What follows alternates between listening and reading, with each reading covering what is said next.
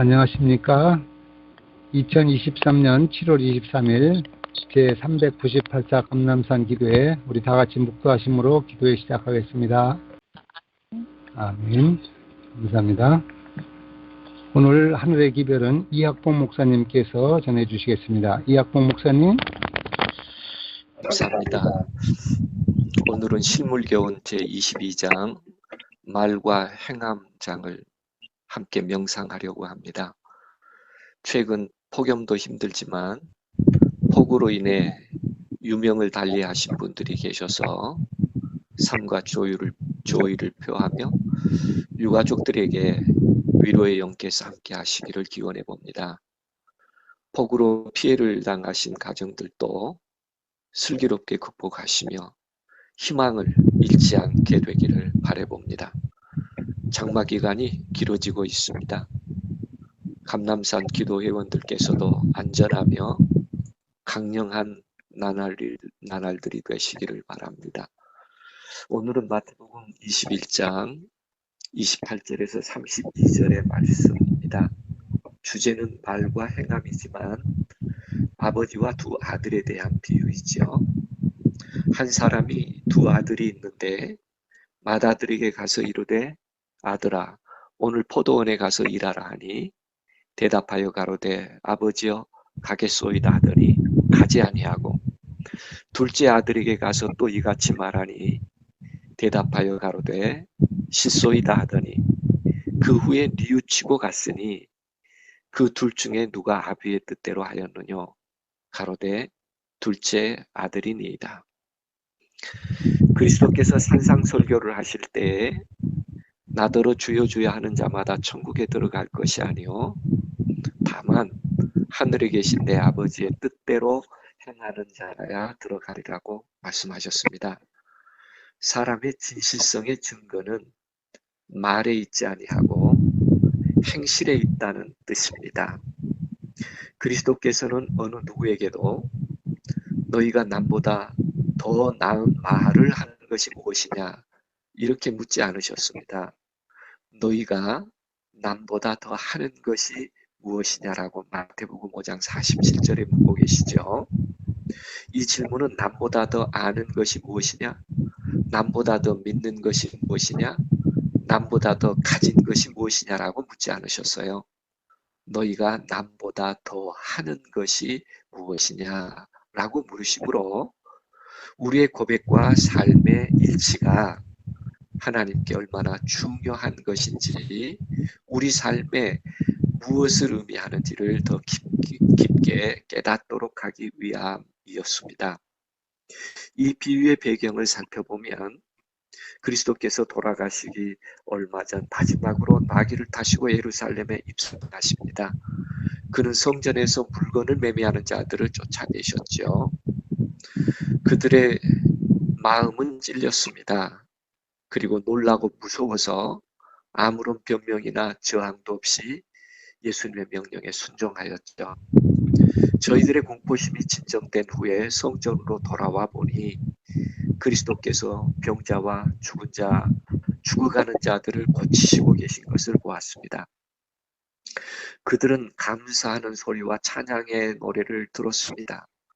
건강을 회복한 아이들은 바로 성전 안에서 종려나무 가지를 흔들며 다윗의 아들 호산나여 하며 노래를 부르는 것도 보았죠. 그러나 제사장들과 장로들은 이 모든 것을 보고도 여전히 저희의 편견과 질투를 극복하지 못했습니다. 그 이튿날 열매 없는 무화과 나무를 저주하시고 제자들이 의아해하자 예수께서 기도의 응답에 대해 말씀하십니다. 너희가 기도할 때 무엇이든지 믿고 구하는 것은 다 받으리라 하시니라. 산도 옮길 것이라고 말씀하셨죠. 그리고 그리스도께서 성전에서 가르치실 때에 제사장들과 백성의 장로들이 다시 와서 예수님께 묻습니다. 내가 무슨 권세로 이런 일을 하느냐? 또 누가 이 권세를 주었느냐? 이렇게 질문할 때 저희가 원하는 것은 증거가 아니었습니다. 그들은 그분의 하신 말씀을 책잡고 악용해서 백성들이 그분을 대적하도록 선동하기 위한 것뿐이었죠. 예수께서 그들에게 물었습니다. 요한의 침례가 어디로서 왔느냐? 하늘로서냐? 사람에게로서? 그렇게 질문했지만 그들의 대답은 우리가 알지 못하노라 였습니다. 그 대답은 거짓말이었죠. 제사장들이 저희의 입장이 곤란하게 된 것을 깨닫고 저희의 입장을 은폐하기 위하여 거짓말을 한 것입니다. 예수께서는 그들이 우리가 알지 못하노라 라고 말할 때 그 다음에 아버지와 두 아들에 대한 비유를 통하여 그들의 적실한 영적 상태를 진단해주고 깨닫게 해주고 싶으셨습니다. 아버지가 작은 아들에게 가서 오늘 포도원에 가서 일하라고 했을 때 그 아들은 즉시 대답하기를 실소이다 라고 대답했습니다. 그는 순종하기를 거절하고 악한 길로 행하며 악한 동무들과 사귀었죠. 그러나 그 후에 회개하고 그의 아버지의 부르심에 순종하였습니다. 아버지는 큰아들에게 가서 오늘 포도원에 가서 일하라는 같은 명령을 했습니다. 이 아들은 대답하기를 가겠나이다 라고 대답했으나 실제로는 가지 않았습니다. 이 비유 가운데서 나오는 아버지는 하나님을 대표하고 포도원은 교회를 대표합니다. 두 아들은 이 땅에 살아가고 있는 두 계층의 사람을 대표한다고 말하고 있죠. 실소이다 라고 말하는 그 명령을 순종하기를 거절한 아들은 어쩌면 공공연하게 죄를 짓는 생애를 사는 사람들로서 믿는 채 하지도 않습니다. 하나님의 율법이 요구하는 자제와 순종의 멍에를 매기를 공공연하게 거절하는 자들을 대표할 것입니다. 그러나 이들 중에 많은 사람이 회개하고 하나님의 부르심에 순종하였다는 것입니다. 반대로 가겠나이다 하고 가지 아니한 아들로 말미암아 바리새인들의 성격이 잘 드러났습니다. 말로는 순종하는 것처럼 보였을지라도 포도원에 가지 않을 뿐만 아니라 불순종을 회개하지 아니하고 스스로 마치 다녀온 것처럼 마음으로 만족한 사람들이었습니다. 그리스도께서는 이 두 아들의 비유를 말씀하신 후에 청중에게 물으셨죠. 그 둘 중에 누가 아비의 뜻대로 하였느냐? 바리새인들은 저희 자신의 모습을 생각도 아니하고 둘째 아들이니이다 라고 대답을 하였습니다. 사실 이 비유에서 둘째 아들은 당시 세리나 창기들처럼 하나님께 멀리 떠나 있다가 하나님의 호소의 말씀을 듣고 회개하며 돌이킨 불의의 사람들을 대표합니다. 어쩌면 첫째 아들은 바리새인, 제사장, 서기관들과 같이 그들의 신앙이 외식하는 자들이었습니다. 저희의 완고한 마음은 예수 그리스도의 진리를 받아야 되는데 장벽이 되었죠.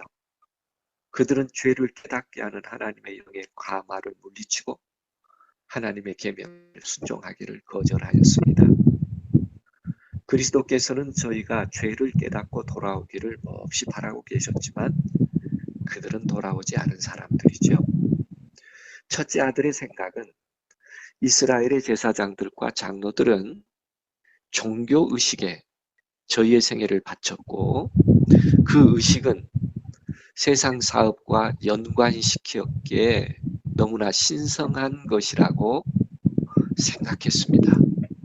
그러기에 저희는 저희의 생애가 종교적이었기 때문에 절대적으로 신앙적이었다고 믿고 있었습니다. 문제는 저희가 사람들에게 보이기 위하여 의식을 행했는데 그렇게 한 것은 세상 사람들이 그들은 경건하고 헌신한 자들이라는 생각을 갖도록 하기 위함이었습니다. 저희는 순종한다고 말하면서도 하나님께 순종하기를 마음으로 거절한 사람들이죠. 저희는 진리를 가르친다고 공언했으나 진리를 실천하는 자들이 되지 못했습니다. 첫째 아들의 불의에 속한 사람들에 대한 심화된 예수님의 교훈은 가겠나이다 라고 대답은 했음에도 불구하고 마치 신실하고 순종하는 아들처럼 보였으나 시간이 경과함에 따라서 그의 고백은 결국 그의 삶이 진실하지 못하다는 것만을 드러낸 것이죠. 어쩌면 그들은 그들의 마음속에 부친에 대한 참된 사랑이 없는 부류의 사람을 대표할 것입니다. 이와 같이 바리새인들도 저희의 순결함을 자랑했으나 시험을 받을 때의 부족함이 드러났습니다. 저희에게는 하나님과 사람들에 대한 참된 사랑이 없었던 것이죠. 말로는 하나님을 찬양하는 듯 했지만 실생활에서는 하나님이 없는 삶을 사는 사람들입니다. 두 번째로 그들은 자기 자신의 선행을 자랑하는 부류입니다. 저희는 하나님의 계명을 업신여기고 자신의 선행을 사랑하기에 몰두했으며 하나님께서 그들에게 맡겨주신 일에 순종하기를 거절하고 있는 사람들입니다. 스스로 의롭다고 생각하는 사람, 실제로 의로운 사람이 아닙니다. 스스로 의롭다고 생각을 갖고 고집하는 사람들은 무서운 기만에 빠져 있는 사람들이죠. 그 결과 자신의 의만 있지 그리스도의 완전케 하시는 의가 없는 사람이라는 것을 드러낸 것입니다.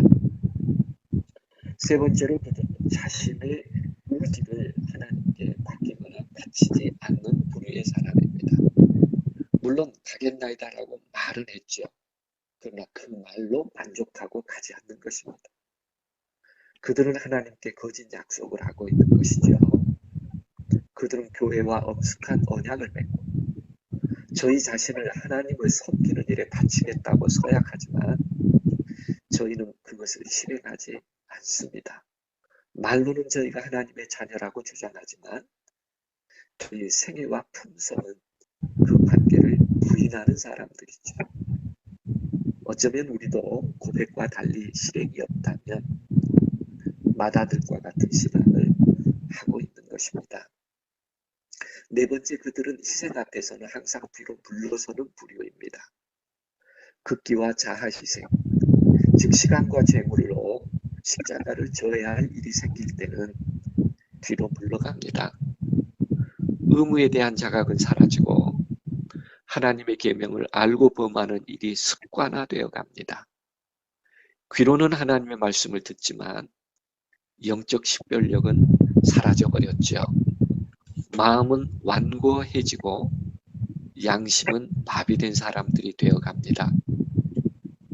지금 그리스도를 전적으로 반대하지 않는다고 해서 하나님을 섬기고 있다는 생각을 갖지 말아야 합니다. 희생이 없는 섬김은 없기 때문에 그렇죠. 다섯 번째로 그들은 이 세상에서도 하늘에서도 그분과 협력하지 않을 부류의 사람들입니다. 그리스도를 위하여 실제로는 아무 일도 하지 않으면서 그리스도 편에 서 있다고 생각하는 많은 사람들은 결국 원수로 하여금 유리한 고지를 점령하도록 허락하고 있는 사람과 같습니다. 천국을 들어가기 위하여 싸우지도 아니하고 천국의 국법을 열심히 배우려고 애쓰지도 않으면 천국에 들어갈 자격이 있다고 말할 수 없을 것입니다. 진정으로 거듭난 사람이 아무런 도움도 되지 못하고 무익한 생애를 산다는 것은 있을 수 없습니다. 이 땅에서부터 하나님과 협력하기를 기뻐하기 때문입니다. 다음으로 둘째 아들에 속한 부류의 사람들에 대한 심화된 교육은 우리에게 다시 한번 잘 정리하게 하는데요. 실소이다와 같이 순종하기를 거절하는 계층의 사람들은 그 거절한 일로 인하여 칭찬을 받을 수 없습니다. 저들의 솔직성을 미덕으로 여길 것이 아닙니다. 왜냐하면 진리와 거룩함으로 성화된 솔직함이란 저들로 그리스도를 위한 담대한 증인이 되게 하고, 무례함으로 발현된 솔직함은 죄인들이 사용할 때 그것이 하나님을 모독하고 반항하는 것이 되며 하나님께 대한 불경에 가깝게 된다는 것을 우리로 기억하게 하기 때문입니다. 둘째 아들에서 본 심화된 생각은 이렇습니다. 첫 번째, 성령의 호소가 우리에게 임할 때에 가장 유일의 안전책은 지체 없이 그 호소에 응하는 것이라고 합니다. 사람이 외식하지 않는다는 사실이 결코 그 사람의 죄를 가볍게 해주는 것이 아님을 기억해야 합니다. 오늘 또 포도원에 가서 일하라는 부르심이 있을 때 그 부르심을 거절하지 말아야 합니다. 오늘날 저희가 그 음성을 듣거든 그 마음을 강팍히 하지 말라고 주님은 말씀하십니다. 왜냐하면 나를 부르시는 그 소리를 다시 듣지 못할지도 모르기 때문입니다. 두 번째, 아무도 지금 품고 있는 죄를 언젠가 점차적으로 쉽게 끊어버릴 수 있을 것이라는 생각을 하지 말라고 합니다. 왜냐하면 그렇게 되지 않을 것이기 때문입니다. 마음속에 품은 모든 죄는 품성을 약하게 하고 죄의 습성을 강화시킵니다. 그 결과 육체적인 면과 정신적인 면과 도덕적인 면에 타락이 따르게 됩니다. 우리가 저지른 잘못을 회개하고 바른 길로 나아갈 수도 있으나 우리의 마음에 형성된 틀과 악에 대한 익숙함이 우리로 하여금 옳고 그름을 분간하기 어렵게 만들 것입니다. 사단은 형성된 악습을 통하여 우리를 되풀이해서 맹렬하게 공격할 것이며 우리는 그 공격을 감당하지 못하게 될 것입니다. 세 번째로 포도원에 가서 일하라는 명령은 각 사람의 진실성이 시험을 받고 있다는 것입니다. 말과 행실이 일치하는지, 부르심을 받은 자가 과연 자기가 가진 모든 지식을 다하여 포도원 주인을 위하여 사심없이 충성스럽게 일하는지 시험하는 기회가 될 것이기 때문입니다. 그러므로 점점 말과 행실이 일치하고 신의 성품에 참여하는 삶이 되도록 우리의 생애의 진실성을 찾아가야 할 것입니다. 네 번째, 오늘 우리 영혼의 포도원을 신실하게 가꾼다면 하나님께서는 우리를 당신과 함께 일하는 자로 삼으실 것이라는 교훈을 기억하라는 것입니다. 어쩌면 우리는 우리 자신뿐만 아니라 다른 사람을 위해서도 할 일이 있을 것입니다. 그리스도께서 교회를 포도원으로 비유했다고 해서 우리의 동정과 수고를 우리 신자들에게 국한시켜서는 안 됩니다. 주의 포도원은 확장되어 가야 한다고 말하기 때문입니다. 그분은 세계도처에 당신과 함께 당신의 포도원이 확장되기를 바라고 함께 일하시기를 오늘 또 기뻐하시기 때문입니다. 다섯 번째로 하나님께서는 우리의 믿음과 사랑과 인내의 증거를 보시고자 하십니다. 인류의 선두에 서셔서 하나님을 섬기신 그분은 우리가 어떠한 아들이 되어야 하는지를 보여주는 모본이 되십니다. 그분은 당신의 아버지를 사랑함으로 섬겼으며 즐거운 마음과 부담이 없는 정신으로 봉사하셨습니다. 그분은 나의 하나님이여 내가 주의 뜻 행하기를 즐기오니 주의 법이 나의 심중에 있나이다 라고 말씀하셨습니다. 이처럼 그리스도께서는 당신이 성취하러 오신 사업을 이루기 위하여 어떠한 희생도 너무 크다고 생각하지 않으셨으며 어떠한 수고도 너무 괴롭다고 생각하지 않으셨다고 말합니다. 우리도 그리스도의 생애를 매일 바라보며 그분이 하신 것처럼 해야 하지 않을까요? 이 비유의 결론은 우리도 예수님처럼 순종하며 섬기는 사람이 되어야 한다고 말하고 있습니다. 순종하는 데 있어서 최고의 표준에 이르는 자만이 하나님을 잘 섬기는 자일 것입니다. 하나님의 자녀가 되고자 하는 모든 사람은 자기 자신이 하나님과 그리스도와 천사들과 협력하는 자가 되어야 합니다. 하나님께서 당신의 계획을 이루어 가시는 중요한 목적은 사람들을 시험하시고 단련하셔서 그들에게 저희의 품성을 개발시킬 기회를 주시기 위함이라고 약속하고 있습니다. 우리가 우리의 의지를 하나님께 바친다면 하나님의 사랑을 얻으려고 굳이 애쓰지 않아도 될 것입니다. 우리는 그분의 사랑을 값없는 선물로서 우리의 심령에 받아들이게 될 것이며 그분을 사랑하는 마음으로 기꺼이 그분의 명령을 순종하게 될 것이기 때문입니다. 오늘날 세상에는 두 계급의 사람들만이 살고 있으며 하나님께서 심판하시는 때에도 단지 이 두 계급의 사람을 구별하게 될 것입니다. 오늘 한 주간도 그리스도께서 우리의 충성과 불충성을 입증할 수 있는 기회를 주실 것입니다. 그때마다 예라고 대답하며 곧 나가서 실행하는 성도가 되기를 간절히 바라봅니다. 이 한 주간도 하나님 아버지와 그 깊은 신뢰의 관계를 이루어가는 나날이 되기를 감남산 기도회원들이 되기를 간절히 바라면서 말과 행함이라고 하는 말씀의 명상을 줄이도록 하겠습니다. 하늘에 계신 우리 아버지, 감남산 기도회 기도회원들의 기도를 들으시고 선히 응답해 주신 은혜를 진실로 감사를 드립니다. 세월이 갈수록 마지막 시대의 징조들이 연일 일어나고 있습니다. 우리의 말과 행실을 다시 한번 하나님께 의탁합니다. 저희의 심령에 거룩한 성령님 임하여 주시고 죄된 습관을 버리게 하시며 하나님의 음성을 들을 때 예로 순종할 수 있는 성도가 되도록 축복하여 주시옵소서. 위기의 때마다 하나님의 진정한 사랑으로 하나님의 교회를 지키셨던 그 권능의 손길이 오늘 이 한국 땅에 그리고 기도하는 온 성도들의 가정들 위에 함께하기를 간절히 기도합니다. 평화롭게 하옵소서.